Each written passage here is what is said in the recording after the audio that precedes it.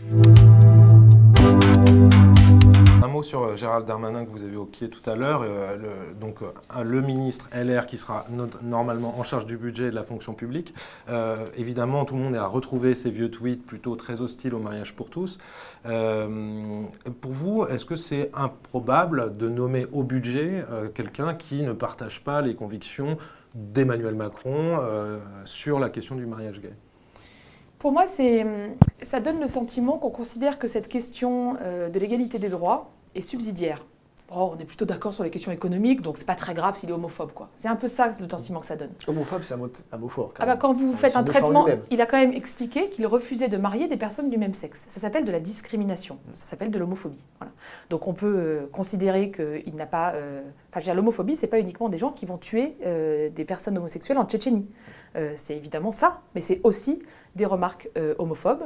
C'est le fait tout simplement de traiter différemment des personnes.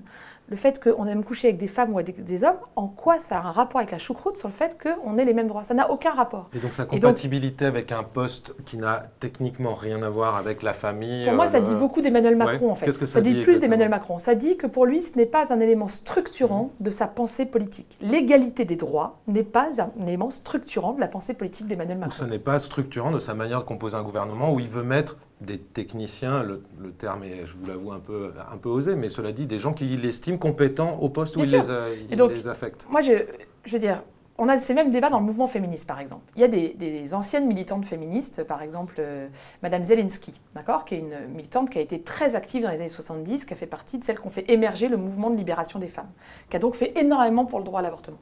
Aujourd'hui, elle milite avec des racistes, avec des néo-nazis. Elle organise des apéros saucisson pinard et elle explique que l'islam est le principal problème dans notre pays. Moi, je considère qu'elle est raciste.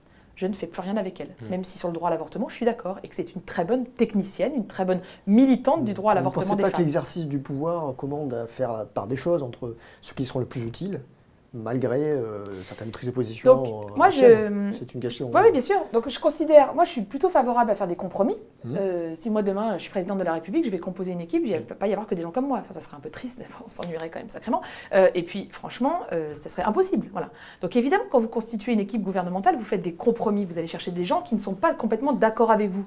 Vous essayez d'avoir une majorité politique à l'Assemblée. Donc, évidemment, ce n'est pas que des clones comme vous. Bon. Gérald Darmanin ne sera pas, sans doute pas invité à se prononcer sur les sujets de société. Oui, mais moi, ce que je veux dire, c'est que quand vous faites ces compromis, pour moi en tout cas, donc c'est manifestement pas le cas d'Emmanuel Macron, je peux le comprendre, je ne suis pas d'accord, mais il y a des lignes jaunes à ne pas franchir.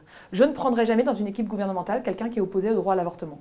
Je ne prendrai jamais dans l'équipe gouvernementale quelqu'un qui pense par exemple qu'il faut faire usage de la violence pour aboutir, moi je suis une militante de la non-violence. Donc il y a des lignes jaunes comme ça qu'on a chacune et chacun, qui sont en fait très personnelles, en fait, très liées à notre engagement. Manifestement, l'homophobie n'est pas une ligne jaune pour Emmanuel Macron. Moi, c'est tout ce que je remarque. Voilà. Et ça m'inquiète parce que, par ailleurs, il y a aussi un deuxième effet qui se coule.